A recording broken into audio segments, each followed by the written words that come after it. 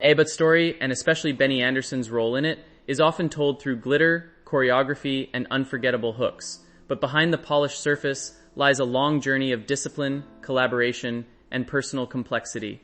From the outside, it can look like a seamless rise from Swedish pop act to global superstardom.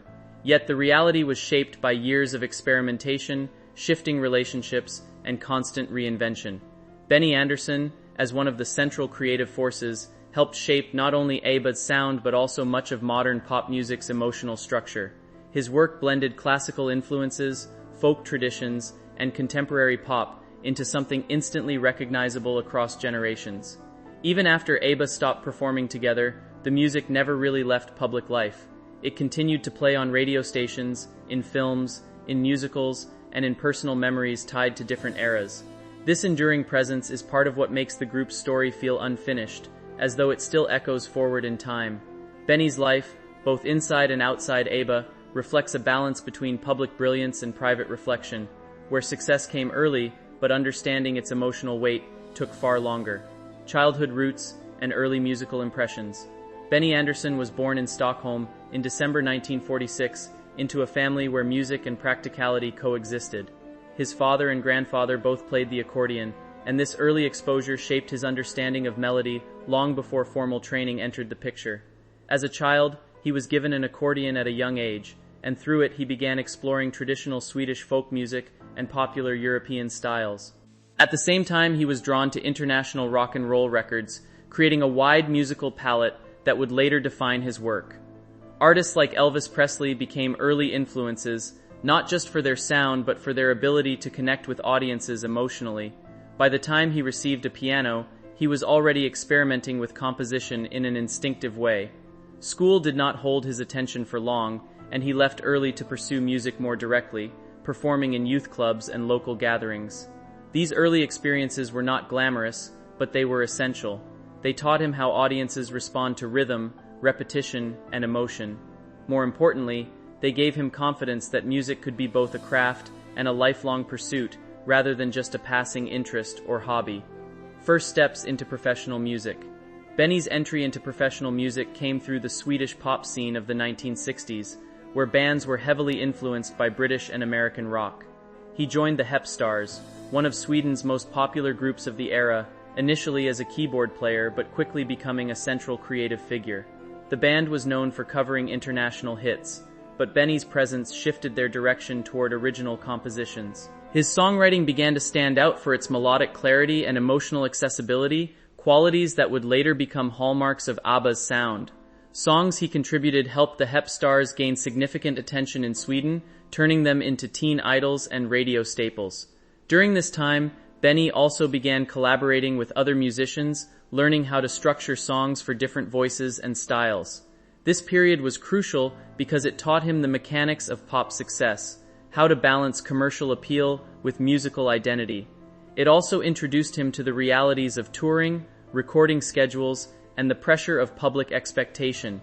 While still young, he was already developing the discipline that would later allow him to manage global fame without losing focus on composition and production. Collaboration with Bjorn and the creative partnership. A turning point in Benny's career came when he met Bjorn Ulvaeus in the mid-1960s. Their partnership began casually but quickly evolved into one of the most successful songwriting collaborations in pop history.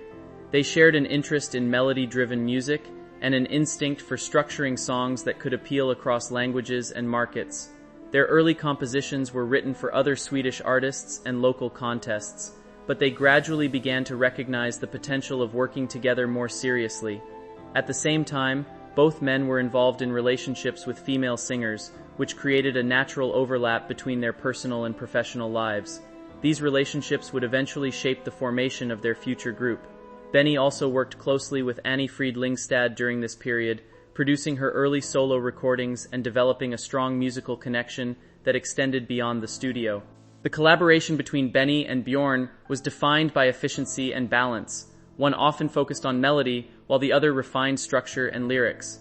This creative symmetry became one of ABBA's greatest strengths, allowing them to produce music that felt both emotionally direct and carefully constructed, without relying heavily on trends or external influences. the formation of a new group identity. The transition from separate musical careers to a unified group began gradually rather than as a single planned decision. Benny, Bjorn, Agnetha Feltskog, and Annie Frid Lyngstad initially performed together in informal settings and studio sessions. These collaborations revealed a unique vocal chemistry, particularly between the two female singers whose contrasting tones blended in a distinctive way. Early performances were experimental, sometimes performed under long and unwieldy group names that reflected their personal relationships rather than a clear brand identity. Over time, it became clear that a more structured approach was needed. The group began recording songs that featured all four members more consistently, and public interest started to grow. Their early releases in Sweden gained moderate success, but more importantly, they demonstrated a sound that was different from typical pop acts of the time. It was polished, yet emotional, simple, yet layered. The decision to shorten the group's name to ABBA marked a symbolic shift toward professionalism and international ambition. It was no longer just a collaboration between couples and friends. It was becoming a unified musical project with global potential, even if that scale was not yet fully understood. Breakthrough moments and rising international fame. ABBA's international breakthrough came in the mid-1970s, driven largely by their Eurovision Song Contest victory with Waterloo. The performance was energetic, visually striking, and musically aligned with the glam and pop trends emerging across Europe. Unlike many Eurovision winners who faded quickly, ABBA used the win as a launching point rather than a peak. The song's success across multiple countries demonstrated that language barriers were no obstacle to their style of songwriting. Following this, the group released a series of singles that steadily built their reputation, including songs that performed strongly in Europe and Australia. Their approach combined strong hooks with layered production, making their music both radio-friendly and emotionally engaging. As their popularity grew, so did their touring schedule, taking them across continents and exposing them to vastly different audiences. Each performance reinforced their international appeal, even when early attempts to break into the American market proved more challenging. What made this period significant was not just commercial success, but the development of a recognizable identity, polished visuals, harmonized vocals, and emotionally direct storytelling. ABBA became more than a pop group. They became a global brand of sound and style. Creative peak and cultural dominance. By the late 1970s, ABBA had reached a creative and commercial peak that placed them among the most successful musical acts in the world. Albums such as Arrival showcased their ability to combine emotional storytelling with sophisticated production. Songs like Dancing Queen, Knowing Me, Knowing You, and Money, Money, Money became defining tracks of the era, each representing different emotional textures within the pop framework. Their music was not only successful on charts but also deeply embedded in popular culture, appearing in radio rotations, television programs, and dance halls worldwide. During this time, Benny's role as a composer became increasingly central as he helped shape arrangements that balanced orchestral richness with pop simplicity. The group also experimented with international influences, including recording songs in different languages to reach broader audiences.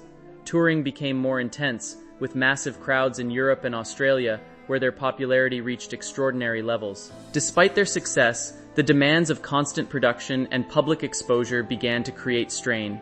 The contrast between their polished public image and the pressures behind the scenes became more noticeable, even as their music continued to dominate global charts. Personal struggles behind public success.